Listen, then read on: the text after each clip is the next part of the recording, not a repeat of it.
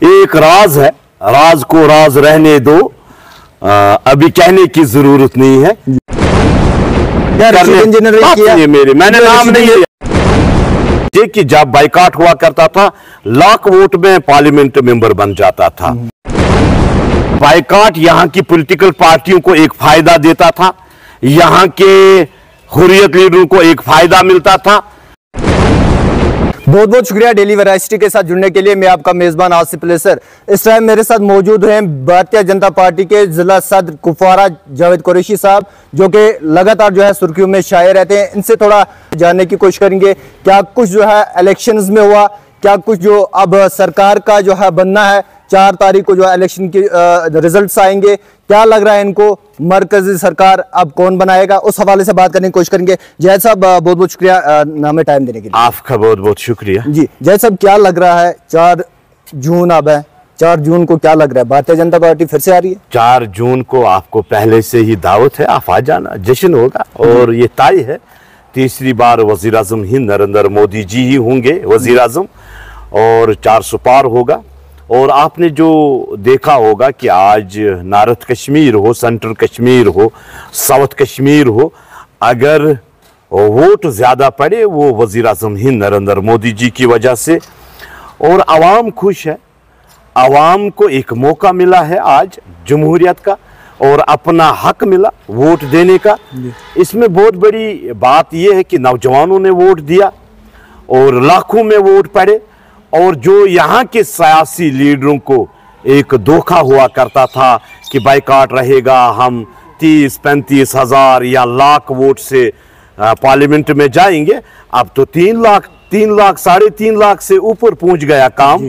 तो आज इनको मालूम है कि अब वोट लेना जरूरी है। वजीर आजम हिंद नरेंद्र मोदी जी ने नेशनल कॉन्फ्रेंस, पीडीपी और कांग्रेस के लीडरों को आवाम के घर तक पहुंचाने का काम किया है। ये बहुत बड़ा एक काम वजीर आजम हिंद नरेंद्र मोदी जी ने किया है। आप देख लीजिए कि जब बाइकाट हुआ करता था लाख वोट में पार्लियामेंट मेंबर बन जाता था या 80,000 में पार्लियामेंट मेंबर बन जाता था। आज वो दौर नहीं है। आज हर एक लीडर को वोट मांगने के लिए हर घर तक पहुंचना है और गरीब का हाल देखना है, तब वो वोट दे देगा।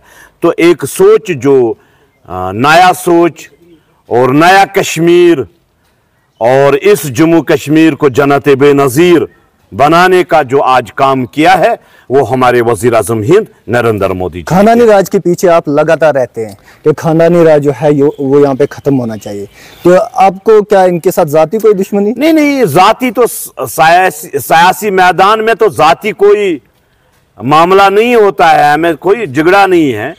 हम आवाम को खबरदार कर रहे हैं, आवाम को जगाने का काम कर रहे हैं। मुझे बताए, अगर आप इन 3 खानदानों की बात करोगे, पहले बाप, फिर उसका बेटा, फिर बेटे का बेटा, अगर दूसरे खानदान की बात करोगे पहले बाप, फिर बेटी, फिर उसकी बेटी, अगर आप कांग्रेस की बात करोगे, मेरे ख्याल में 70 सालों से जितनी भी पैदाइश हुई है वो लीडर ही है, और इन्होंने ये सोने के चम्मच से खाने वाले लोग हैं। वजीर आजम हिंद नरेंद्र मोदी जी ने इस खानदानी राज को जो मिटाने का काम किया है, एक गरीब के हाथ में इख्तिदार दिया। आज अगर आप जावेद कुरैशी को देख सकते हो या किसी sarpanch, ward member, DDC, BDC को देख सकते हो, एक आम इंसान को खड़ा किया है। आज अगर एक गरीब का काम होता है तो गरीब के हाथ में जब इख्तिदार है उसको मालूम है कि गरीब का हाल क्या होता है। अगर आप वोट खानदानी राज को देते हो तो आपको ये देखना है कि जो सोने के चम्मच से खाने वाले लोग हैं, इनको गरीब का हाल पता नहीं होता है। अगर आपको यहाँ पे खानदानी राज खत्म करना था तो बीजेपी ने कश्मीर के अंदर जो है कैंडिडेट्स चुने, खास करके नॉर्थ कश्मीर की बात की। देखो, अभी तो हमारा काम चल रहा है इंशाअल्लाह रहमान। भारतीय जनता पार्टी हर जिले में मजबूत है और वक्त आने पे सरकार तो हमारी होगी और 50 पार होगा। इस असेंबली इलेक्शन में 50 पार होगा और वजीर आला हमारा होगा, क्योंकि जिस तरीके से लोगों की उम्मीदें हैं और जिस तरीके से लोगों को एक भरोसा है वजीर आजम हिंद नरेंद्र मोदी जी पर, और जिस तरीके से वजीर आजम हिंद नरेंद्र मोदी जी ने हर एक शख्स के दिल में जगह बनाई है। ये बड़ी बात है।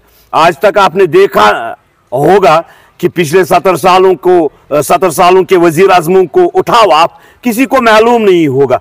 अगर आप बच्चे से भी पूछ लोगे ना तो वो वजीर आजम हिंद नरेंद्र मोदी जी का नाम लेता है। जी, जनता पार्टी की जो वोट है नॉर्थ कश्मीर की अगर बात करूं तो किसको गए, क्या कुछ आपको हिदायत मिलती, किस पार्टी को सपोर्ट कर रहे थे?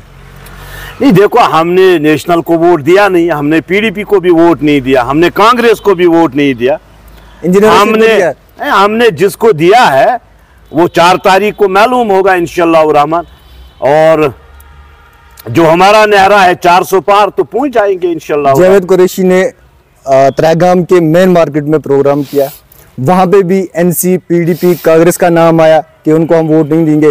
क्या आप पीसी को फिर कर रहे हैं? क्योंकि पीसी वो है जिसका नाम आप नहीं ले रहे। एक राज है, राज को राज रहने दो, अभी कहने की जरूरत नहीं है जी। तो वरना राज फाश हो जाएगा। तो वक्त आने पे खुद ब खुद जब इलेक्शन होगा, जब असेंबली इलेक्शन होगा, तब मैं मुंह खोलूंगा, फिर बताऊंगा। जी, तो जमात इस्लामिया पे आप तनकीद उठा रहे हैं, क्या कुछ कहना चाहेंगे? क्या वो ये वोट सच में लेनी? मैं ये कहता हूं कि इनको आवाम के पास जाना चाहिए और माफी मांगनी चाहिए। जिस तरीके से इन्होंने 30-35 साल हमारे जाया किए, यहाँ के नौजवानों को गलत रास्ता दे दिया, मजहबी प्ले कार्ड चलाए, मस्जिदों में यहाँ के स्कूलों को जलाया, पुलों को जलाया, यहाँ बस्तियां वैरान की। आज उनको जमहूरियत पे यकीन अगर किसी ने करवाया, अगर उनके आंखों से किसी ने पर्दा हटाया, तो वो वजीर आजम हिंद नरेंद्र मोदी जी है। और आपको ये समझना है कि जब तक ये आवाम से माफी नहीं मांगेंगे, मेरे ख्याल में देर ना हो जाए कि इनको फिर अल्लाह ताला रोजी माशर में। रशीद इंजीनियर पे आपने लास्ट टाइम बयान दिया कि वो जेल में है, फिर देखा जाएगा वो कब बाहर आएंगे। क्या आप नहीं चाहते, बीजेपी नहीं चाहती कि वो बाहर? नहीं, हमें किसी से कोई लेना देना ही नहीं है, वो तो कोर्ट का काम है। छोड़े तो हमें कोई एतराज नहीं, न छोड़े तो हमें तब भी कोई एतराज नहीं।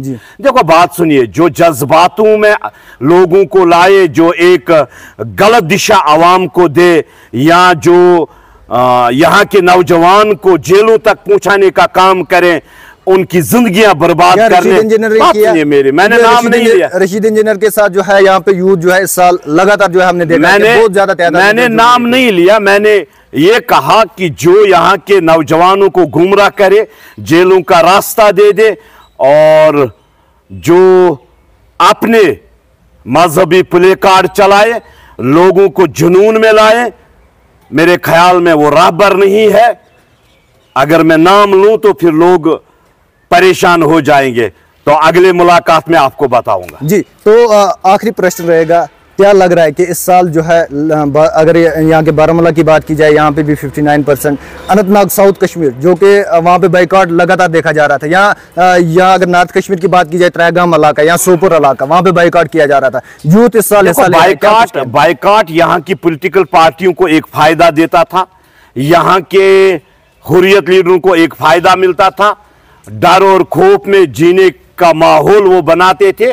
उस डर और खौफ को वजीर आजम हिंद नरेंद्र मोदी जी ने खत्म किया, और भारतीय जनता पार्टी के कार्यकर्ताओं की मेहनत है जो कश्मीर में तिरंगे को बुलंद आवाज में उठाते हैं।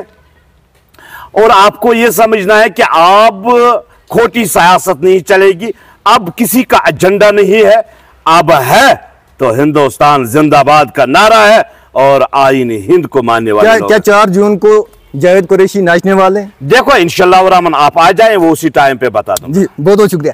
तो मैं आपको बताता चलूं, ये जावेद कुरैशी साहब थे और इनका यही मानना है कि जो 4 जून को जो रिजल्ट आने वाला है, और उसमें भारतीय जनता पार्टी है, उनका जो नारा था 400 पार, वो बिल्कुल कामयाब होता हुआ इनको दिख रहा है। और इस पे जो है इन्होंने कहा है कि हम जश्न पूरी तरह से मनाएंगे। मेरे साथ बने रहिए और देखते रहिए डेली वेराइटी न्यूज।